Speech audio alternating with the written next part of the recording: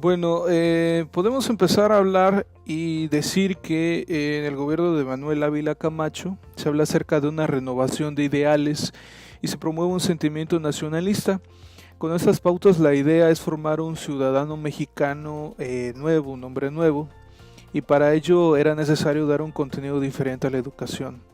La idea era cambiar la escuela socialista y fundamentarse en ideas humanistas, es decir, una educación que debe ser centrada, su atención en el individuo y en la familia. Por esos años la óptica del socialismo fue referida al ámbito revolucionario, a la solidaridad, a la colectividad y cuyo propósito era disminuir las desigualdades económicas y sociales. En ese entonces la escuela ya no era un instrumento de transformación de la sociedad, sino se convirtió en un medio para consolidar la unidad en los mexicanos. Ahora, el fin de la llamada revolución era la industrialización y por lo tanto la educación debía adaptarse a los requerimientos del desarrollo económico. Por lo tanto, los contenidos y métodos pedagógicos se tuvieron que modificar. Los nuevos programas ya no iban a ser colectivos o cooperativistas, sino mínimos, flexibles, graduados, nacionales y perfectibles. Las materias se iban a dividir en dos, en instrumentales y en informativas. En las materias instrumentales, bueno, podemos encontrar las materias de lenguaje, aritmética y geometría. También vemos dibujo, trabajos manuales, economía doméstica, educación física, música y canto. Y en las informativas es donde iban a estar clasificadas las ciencias sociales y las ciencias naturales.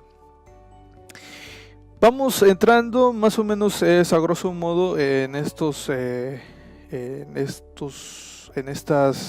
primera y segunda década entre los 40 y los 50.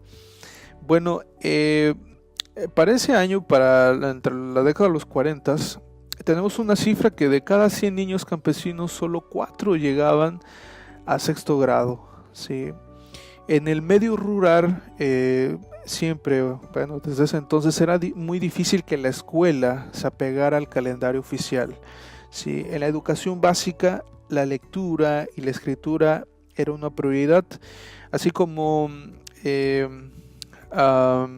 la aritmética, el sumar, restar, dividir, multiplicar y contar con nociones elementales de historia, civismo y geometría. Así, a grosso modo, era el contenido, ¿verdad?, que se daba en las escuelas primarias.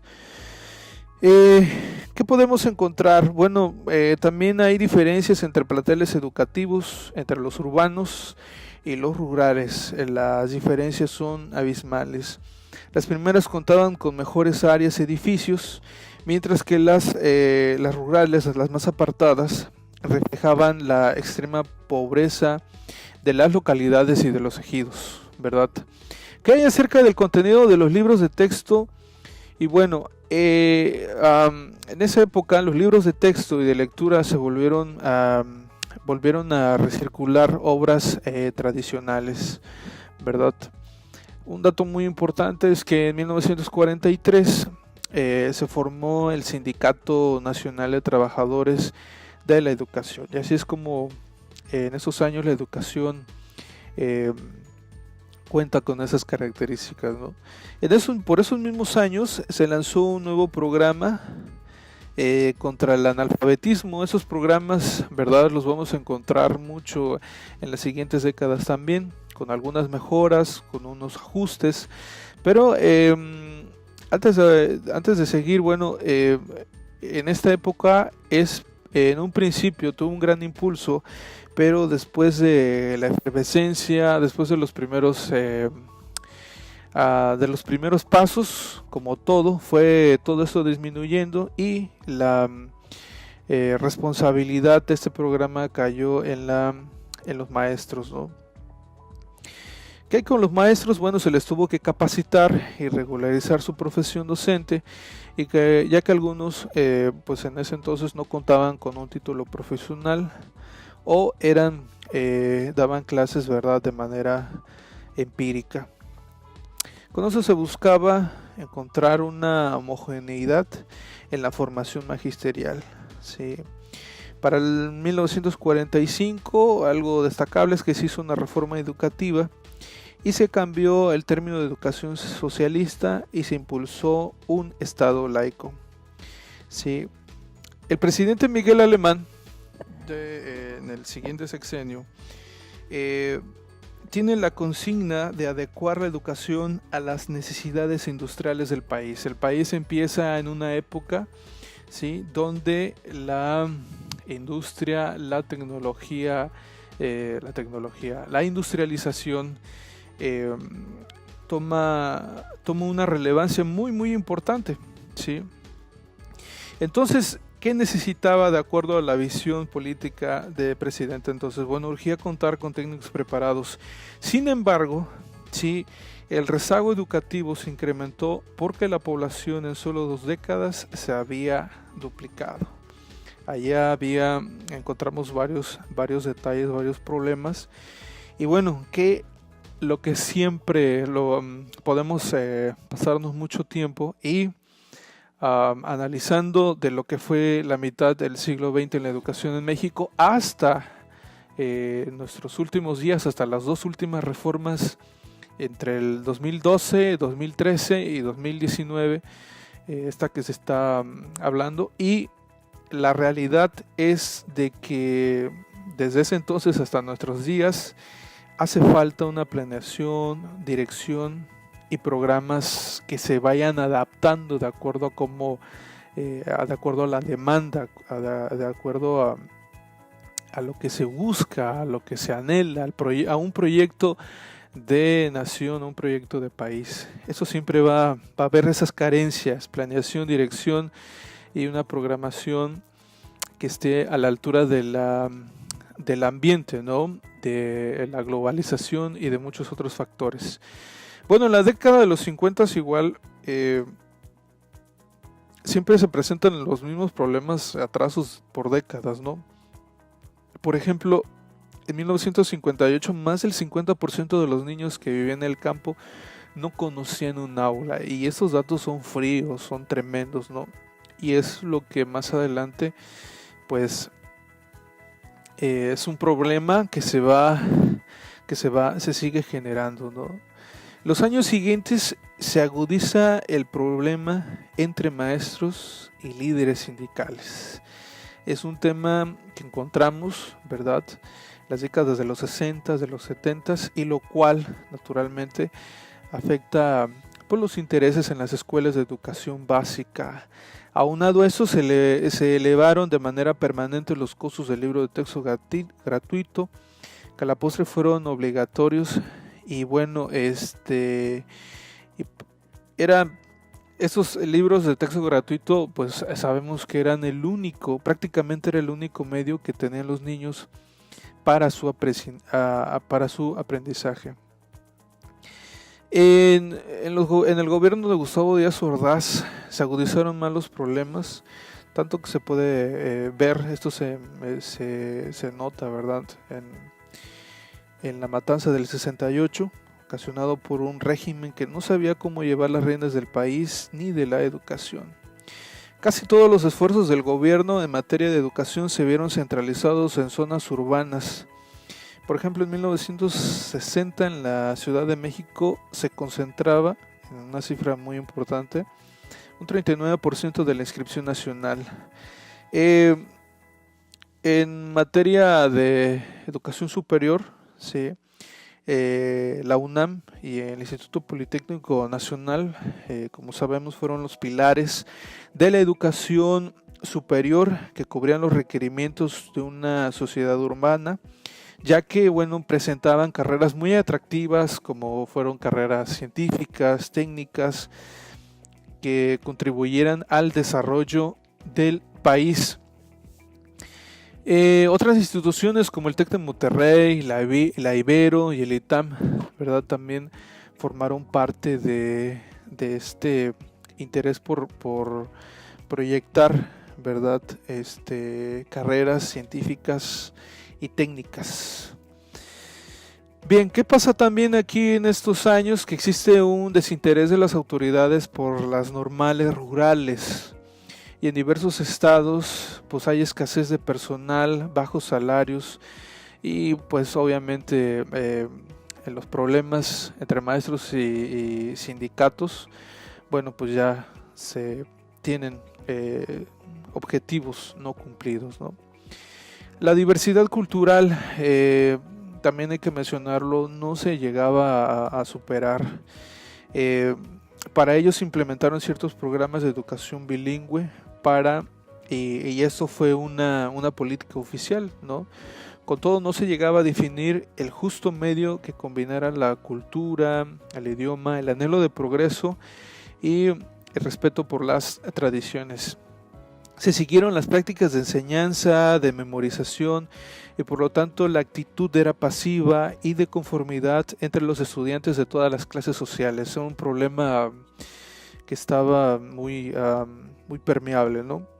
Bueno, ¿qué pasa siguiente? Bueno, en los años 70 poco quedaba del vigor y creatividad que había caracterizado a la escuela rural de décadas pasadas. En cifras tenemos que para esos años, para el 70, alrededor de 1970, 72, se contaba con 9 millones de alumnos en primaria, lo cual permitió naturalmente reducir en buena manera el analfabetismo a un 22.7% y se contaban con 1 millón de escuelas secundarias. Las escuelas normales se duplicaron y el 79, casi el 80% de los maestros estaban titulados. O sea que sí hay avances, sí, ya en cifras podemos ver que a pesar de los problemas que se tienen, hay avances tanto en los programas de educación, en las matrículas tanto de la primaria como de la secundaria y en los maestros también el 80% es un alto porcentaje, ¿no?, de profesores en el magisterio que se encuentra titulado. La UNAM contaba con 107.056 estudiantes y el Instituto Politécnico Nacional con un poquito más de 67.000 estudiantes. En pos de una capacitación acelerada se sacrificó o se hizo una mejor preparación que se tradujo en una baja calidad de la enseñanza. La improvisación y la falta de experiencia junto con un sistema de evaluación poco eficaz repercutieron en los resultados y para muchos, bueno, aún con todas estas cifras, para muchos la educación seguía siendo un privilegio. Superar las desigualdades y ampliar las oportunidades de progreso y mejorar la calidad de la educación seguían siendo definitivamente y lo siguen siendo hasta nuestros días un desafío para las autoridades y para los educadores mismos, ¿no? En la década de los 80s ya hay cambios, ya se cambia, se reforma de cierta manera los métodos, los programas de estudio, los libros de texto de primaria, con la finalidad, digámoslo así, de desterrar la enseñanza rutinaria y responder a la constante del conocimiento, al crecimiento y del conocimiento, ¿no? Entonces se decide una metodología de tal manera que la idea central es desarrollar en los niños una actitud científica y proactiva, ¿sí? Y en los libros ahora se comienza a manejar un lenguaje más llano, ¿sí?, que fomentara principalmente dos cosas: la lectura y la capacidad de expresión, ¿sí? Avanzamos un poquito más y encontramos que durante la presidencia de López Portillo la educación mantuvo un estatus prioritario, para la cual se estableció un nuevo Plan Nacional de Educación, que básicamente son 5 puntos, ¿no? El primero es de que la primaria era para todos los niños, ¿verdad? Y cumplir, ¿sí?, en forma, en la mejor manera posible, la oferta para la secundaria, la telesecundaria y la educación técnica. El segundo punto era fomentar la educación profesional agropecuaria. Encontramos también en un tercer punto que la idea es elevar la calidad de la educación mediante la investigación, la enseñanza normal y la capacitación del magisterio. Un punto número 4, encontramos que se buscaba la promoción de la lectura en medios masivos y el impulso de la educación artística. Y finalmente, uno de los puntos era elevar la eficiencia administrativa del sistema mediante la planeación, y se comienza a hablar, ¿no?, de la descentralización y entre otras cosas, ¿no? Por ejemplo, la descentralización de decisiones y de los trámites. ¿Qué pasa entonces? Además de esto, se publica y se reparte material didáctico. El gobierno, ¿verdad?, reparte mapas, juegos geométricos, láminas de historia del cuerpo humano, entre otros. Como cifras tenemos que hay logros alcanzados, claro que sí. Por ejemplo, fue el aumento del 86% de la matrícula en primaria y el aumento de la matrícula de la secundaria en un 70%. También se vieron creadas bibliotecas y se distribuyeron millones de ejemplares de libros de texto. El siguiente, digámoslo así, el siguiente sexenio, entre el 82 y el 88, se formalizaron las licenciaturas en educación media y superior. El INEA, ¿verdad?, teniendo esta visión de, pues, combatir el rezago y el abandono en la educación básica, bueno, tiene a bien ampliar el sistema de educación abierta primaria y secundaria, y una opción también para capacitar para el trabajo. Aún con bajo presupuesto, encontramos que la UNAM llegó a aumentar su número de inscripciones y se empezaron a destinar más recursos al CONACYT para fortalecer la investigación. Seguimos avanzando y encontramos que en el gobierno de Carlos Salinas de Gortari, se consideraba la educación como un imperativo para fortalecer la soberanía nacional. La idea, digámoslo así, en síntesis, en este periodo, era perfeccionar la democracia y modernizar al país en un marco de estatización de la economía. Para ello se elaboró una agenda para modernizar la educación, para ser eficiente y de calidad la enseñanza, y para ello, dentro del programa de solidaridad en el rubro, ¿verdad?, de educación, pues se comenzaron con la reconstrucción y construcción de escuelas, ¿sí? Y también se estableció que la educación básica obligatoria comprendería preescolar, primaria y secundaria. También se busca fortalecer la enseñanza de la historia patria, ¿no? Seguimos avanzando en los años. Encontramos que en 1994 es algo muy doloroso, ¿no?, digámoslo así, desalentador encontrar que 100.000 comunidades carecen de servicios educativos. Durante los siguientes años, el proyecto educativo se centró en combatir la baja escolaridad, dando educación básica de 12 años a todos los niños. La idea sería seguir desterrando el analfabetismo, sí, capacitando para el trabajo.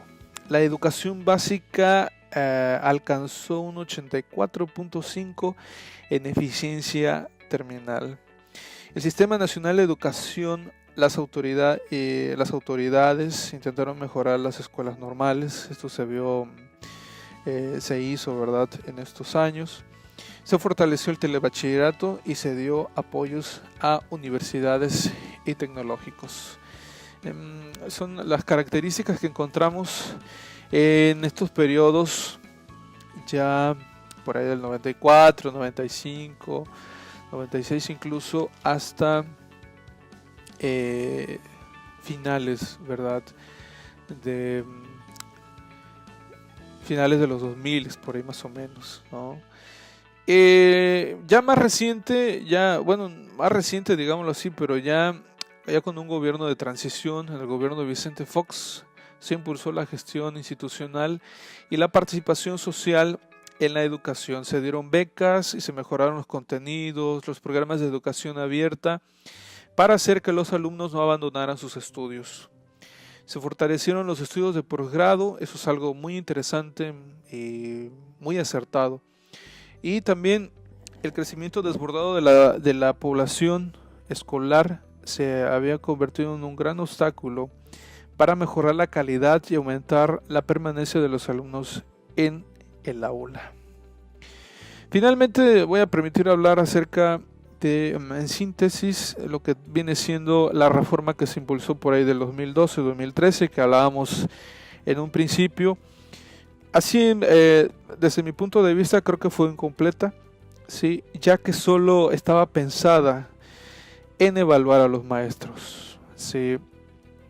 En los videos de apoyo, pues se presenta una analogía donde, bueno, se supone que se tiene como objetivo llegar a un lugar, pero el carro que se va a utilizar está en malas condiciones, el motor le hace falta que se haga un ajuste, el camino está de subida, tiene baches, y el gobierno dice, bueno, vamos a hacer la reforma, pero vamos a capacitar al chofer, y el chofer lo podríamos interpretar pues como si fuera, no como si fuera, como, digámoslo así, en esta analogía, representando al maestro, ¿no? Pues sí, va a hacer todo lo que esté a su alcance, pero el carro en malas condiciones, el camino, pues así vemos esta analogía de la reforma del 2012-2013, y que si bien tenía la intención de capacitar y evaluar a los maestros, pues resultaba carente en todos los demás sentidos. En la reforma que se pretende hacer en este nuevo gobierno del presidente López Obrador, bueno, la idea principal es es conciliar, ¿no? Es al maestro y darle un rol más importante, ¿no? En la reforma de este año, en lo que más o menos he puesto a investigar, ahora al maestro se le considera para darle todo el apoyo, porque al final de cuentas es un agente de transformación social, ¿no?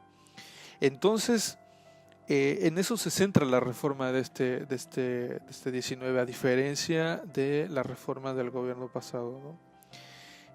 Que el profesor, el maestro, sea un agente de transformación social, que tenga una capacitación continua y esta reforma, bueno, trata de fomentar una política educativa en zonas marginales del país. Y hay muchos otros aspectos que considerar acerca de esta reforma, pero creo que eso lo hace distinta de las reformas anteriores. Los medios de evaluación van a seguir. Sin embargo, bueno, vamos a esperar a que pues esto se ponga en marcha, y pues como sociedad tenemos que estar al pendiente si realmente esta reforma que se está presentando pues nos lleve a tener, ¿verdad?, una mejor educación que sea de calidad y que sea al servicio del país.